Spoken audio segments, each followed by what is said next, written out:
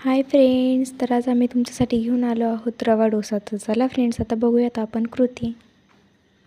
इकडे 1 वाटी रवा घ्यायचा आहे, जिरं घ्यायचं आहे, धन जिरे पूड घ्यायची आहे, मिरं पूड घ्यायची आहे, चवीनुसार मीठ, लिंबूचा रस, कापलेला टोमॅटो, कोथिंबीर, चिरलेली मिरची आणि चिरलेला कांदा.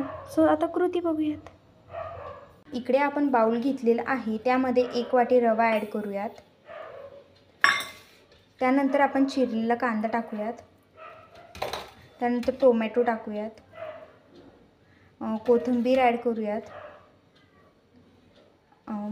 मिरची ॲड करायची आहे,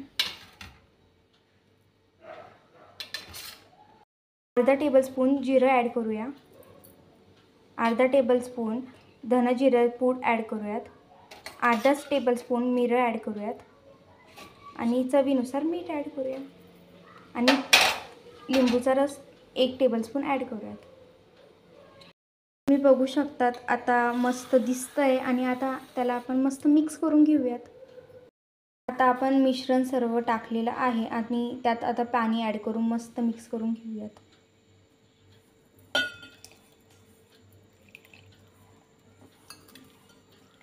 तुम्ही बघू शकतात मस्त दिसतंय.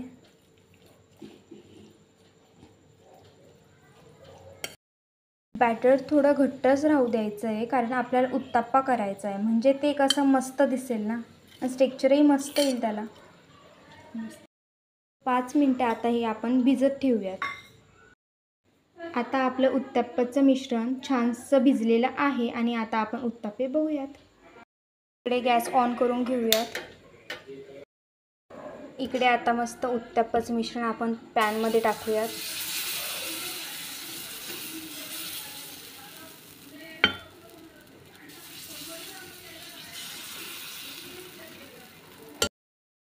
त्यावर मस्त थोडंसं तेल ॲड करूया.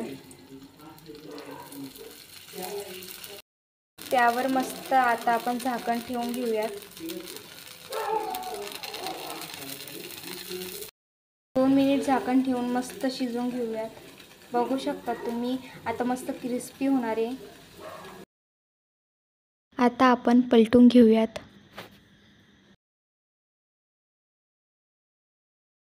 आणि गाईज आता आपला उत्तप्पा रेडी झालेला आहे आणि आता आपण त्याला सर्व करून घेऊया. तुम्ही बघू शकतात. गाईज तुम्ही करून बघा, कसा वाटला आम्हाला नक्की कमेंट करून सांगा.